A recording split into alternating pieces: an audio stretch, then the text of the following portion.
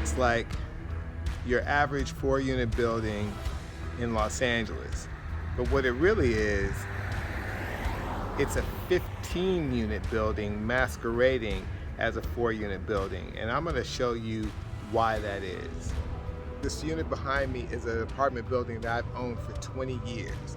And I'm actually on the verge of selling this apartment building. But instead of just selling it outright, I'm actually going on a journey that I'm gonna take you on with me about what the options are for owners of properties like these or single family homes besides just selling it outright. And what I mean by that is that there are other opportunities. This is a 4-unit building, but it can actually be converted into 17 units. And what I'm gonna do is go on a journey to see whether it's actually something that I wanna do or not. So come with me inside as I start this journey of deciding whether to sell or whether to develop. And you too may decide it's your turn to think of your property in a different way. So to start off, I'm taking you to one of the 2 upstairs units. The units are basically mirror images of one another. And the 2 upstairs units are both one bedroom and 1 bath, just like the bottom unit. So you come up the stairs, here's the stairway from the door, and you come into the living room. Now what's unique about this building is that the upstairs units could actually be made into a 2-bedroom, 1 bath. So you've got your living room or your dining room actually here. This is actually the formal dining room, which you come into from the stairway, and then you have your living room here.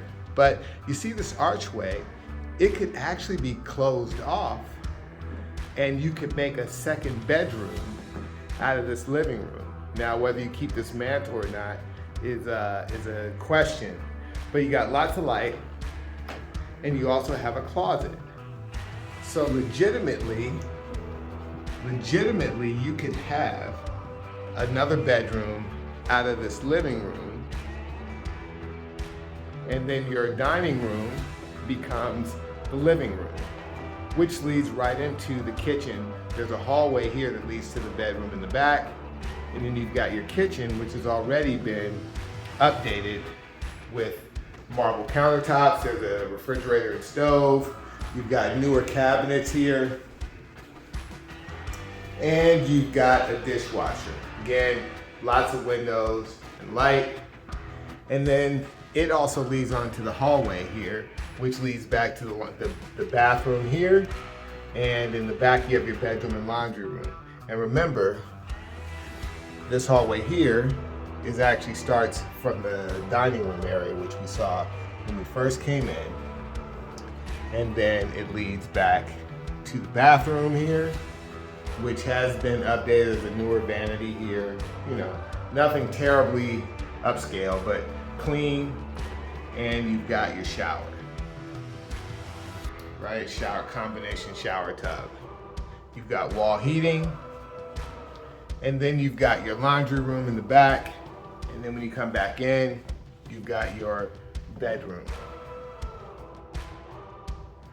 And you've got over 1,000 square feet of living space in this 1 bedroom. And again, all the units are essentially set up the same way, but the 2 upstairs units actually have the ability to have the living room, which I'm standing in now, be converted into a 2nd bedroom for additional rental income. So I gave you guys that little tour of one of the 4 units in the building to give you an idea and to give myself an idea about what it is that I have before I decide to sell. Now, the reason why that unit that we saw was actually vacant is because I purposely was able to help the renter find a home to buy, which was a good thing for the renter to start building her personal wealth, but also because I wanted to vacate as many of the units as I could before I decide to sell, because that actually brings up the value of the property. It being an income property, now a potential buyer could actually take that property, that unit, and also an additional unit that I'm also getting vacated. I'm helping the other renter find a home, and we're closing escrow on that shortly. So there'll be 2 units available, and they're the 2 upstairs units. And as I mentioned, both of those units could be converted, as I showed you, into a 2 bedroom each. So instead of each of the 4 units being 1 bedroom and 1 bath, even though the units are actually of nice size, they're like little houses because they've got laundry rooms, they've got, a hallway leading back to the bedroom and bathroom and so forth. So they're a great size property or each unit is a great size to get maximum rent.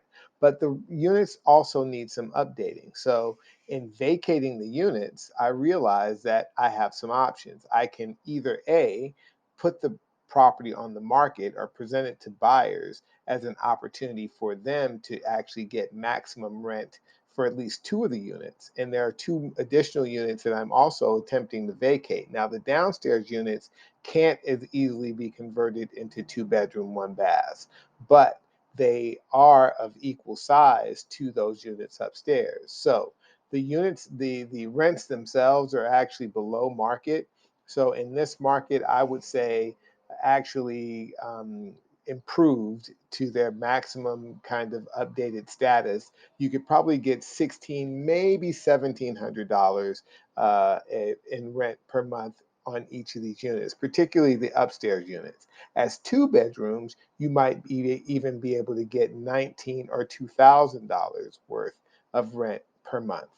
And so I was already getting about 1,400, between 14 and 1,500 per unit for those upstairs units already. So in order to get those maximum rents, I would have to put probably at least $15,000 worth of work between the contracting, or making the 1 bed, making them each true 2 bedrooms, building out the wall, framing out the wall, putting a doorway there, updating the flooring, updating the paint, and there's some other plumbing related issues and things of that nature. So in order to go from 1,400 to maybe 2,000, I would probably have to put in about $30,000 maybe between those items I mentioned, and maybe additional kitchen and bathroom updates, plumbing issues, as I said. There's some additional exterior work that has to be done. So 30,000 may be actually a little bit conservative. So the question I ask myself is, and the question you might ask yourself if you've got a property like this is, do I want to invest the money to actually make money on the other side? Or would it be better for me to do one of the other 2 options that I am actually considering, and that you may consider if you're an owner of an income property or even a single family rental? And those 2 options are either to sell it and then deal with the issue of capital gains and so forth, and whether you're going to do a 1031 exchange and try and divert some of the capital gains tax until another time, or look at the opportunity to actually develop the property. And that's another reason why I wanted to get as many units vacant as possible, because only a vacant property actually could you do the kind of development that's available in the Crenshaw corridor area, because it's now part of what's called a transit-oriented community, where the city is offering incentives to owners of properties to create additional rental units. And so rather than keeping the building as a 4 unit building, I could actually tear down the building and actually convert it into 6, 8, 10, 12, up to 15 units, with parking being the major limitation. You do have to provide a certain amount of parking, and also a certain amount of low income housing in order to qualify for some of the benefits. So that's why I was taking you inside to show you what the potential of the units were as they currently exist, but also now to take into account what they could be if it was looked at another way.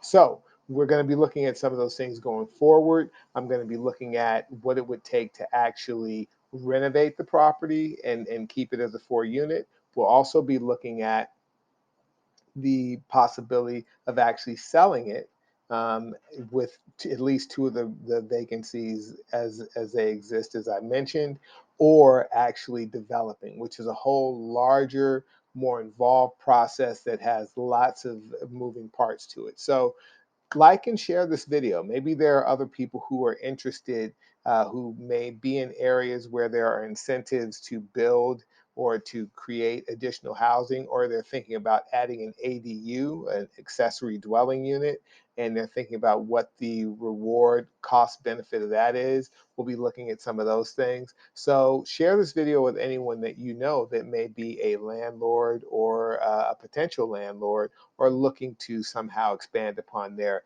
existing home for the purposes of creating cash flow and rental income. So we'll see you soon, and there'll be much more to come. And I appreciate you guys watching. I'll see you on the next video.